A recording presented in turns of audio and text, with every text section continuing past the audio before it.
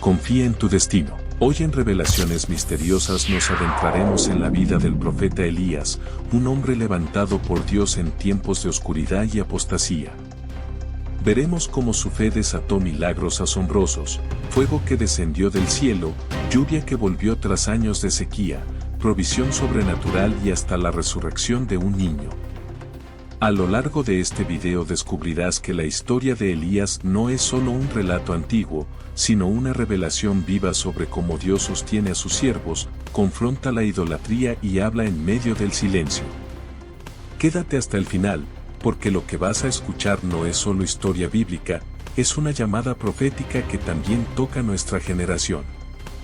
Israel, la nación elegida, estaba envuelta en tinieblas.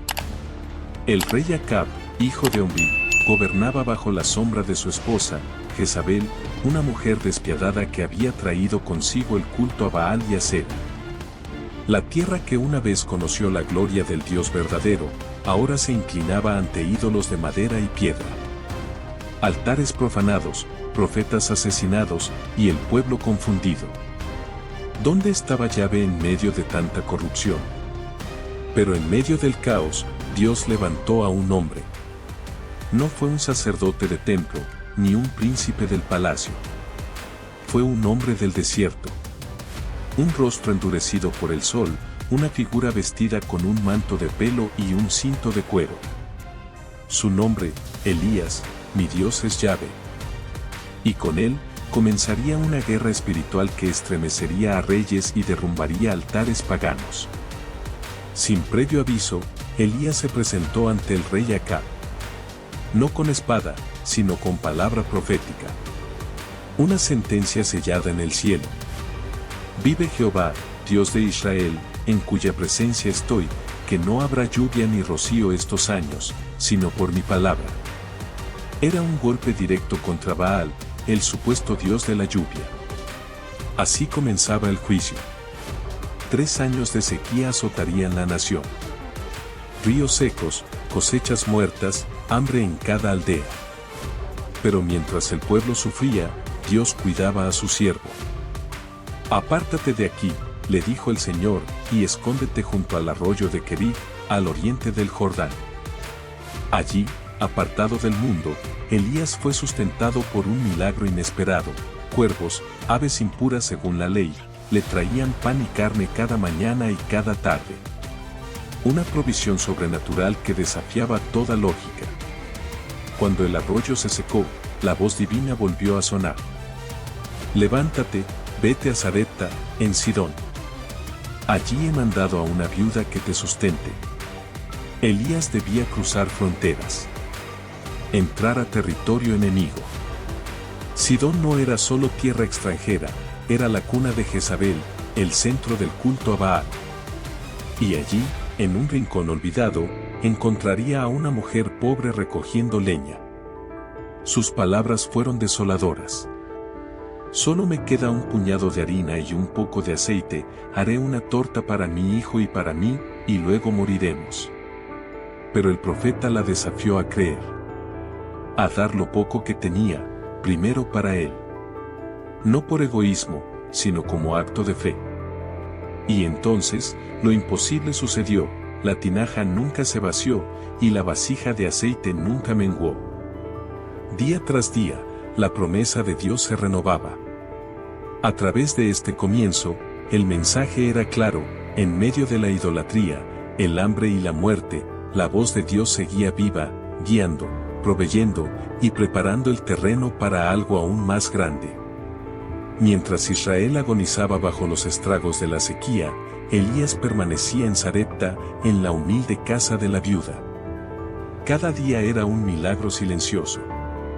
Cada comida, un recordatorio de que cuando Dios promete, sustenta.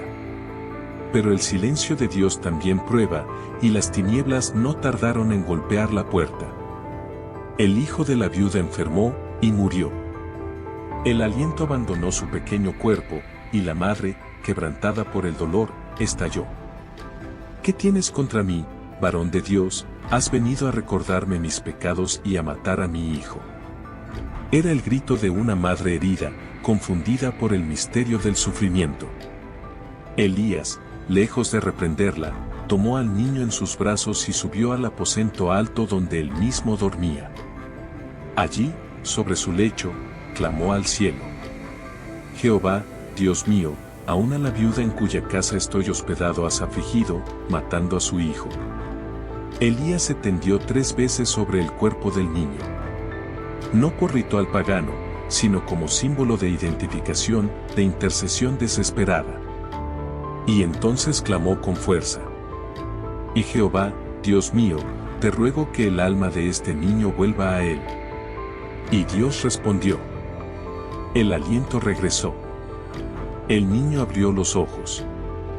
Elías lo tomó, lo devolvió a su madre y dijo con serenidad: Tu hijo vive. Fue más que un milagro. Fue una declaración profética. El Dios de Elías no solo tiene poder sobre la lluvia y la provisión, también tiene poder sobre la muerte. La viuda, una extranjera sin herencia en Israel, reconoció: Ahora conozco que tú eres varón de Dios, y que la palabra de Jehová en tu boca es verdad. Este testimonio marcaría un giro. Ya no era solo Elías el que sabía que Dios lo había enviado. Ahora, una mujer gentil proclamaba su autenticidad profética.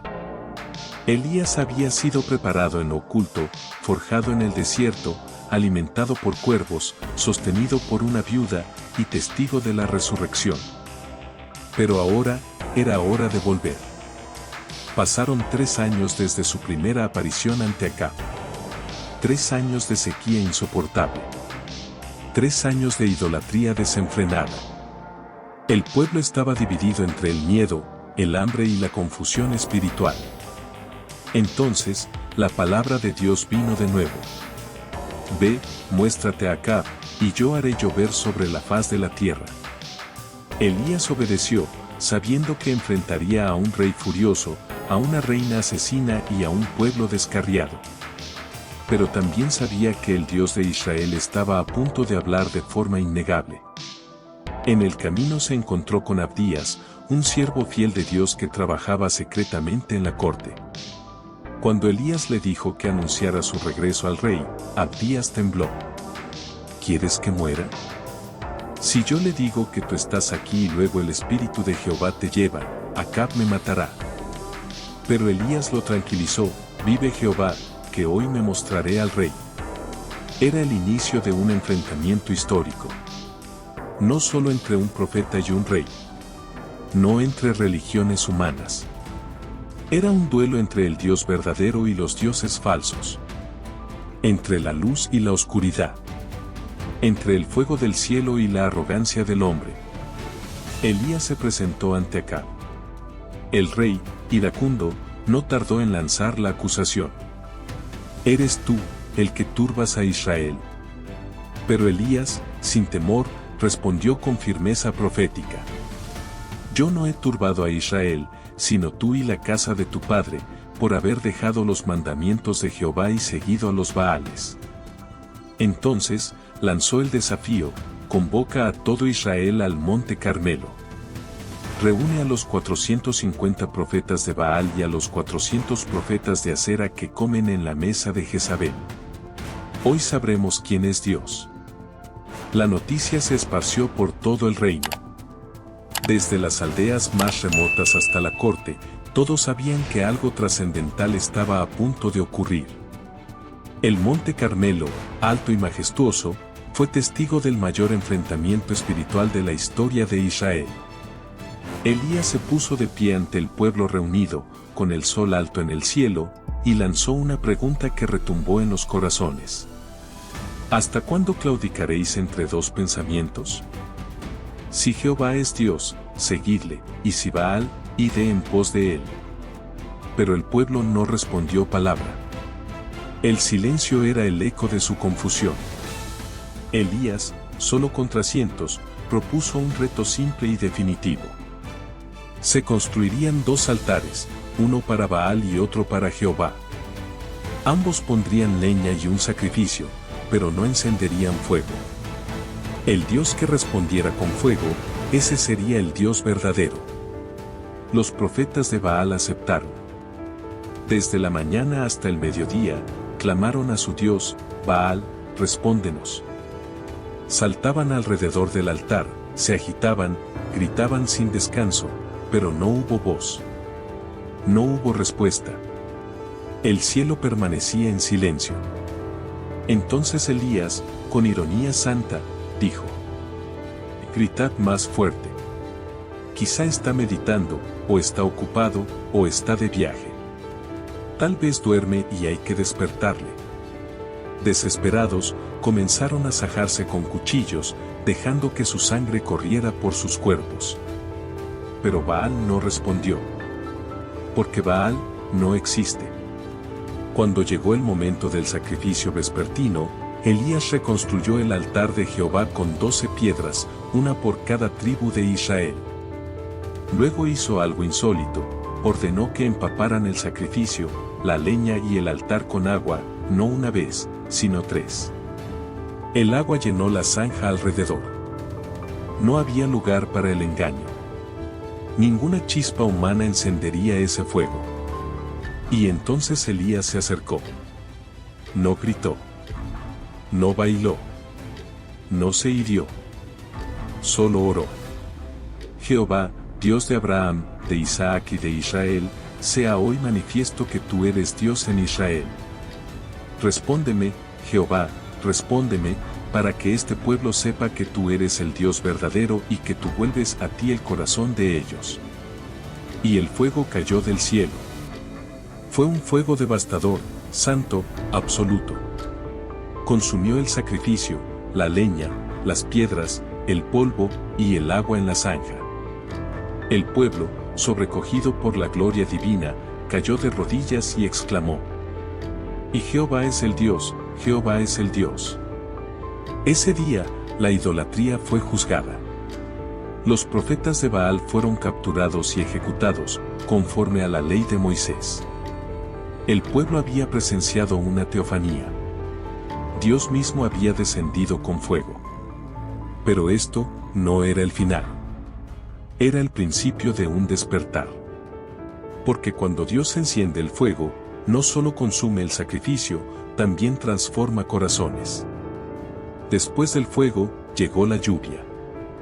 Elías, aún con el eco del fuego celestial resonando en su espíritu, se volvió a Acab y le dijo: sube, come y bebe, porque una gran lluvia se oye. Pero el cielo seguía azul, sin una sola nube. A pesar de ello, Elías sabía. Dios ya había hablado. Se retiró a la cima del Carmelo, se postró con el rostro entre las rodillas y comenzó a orar.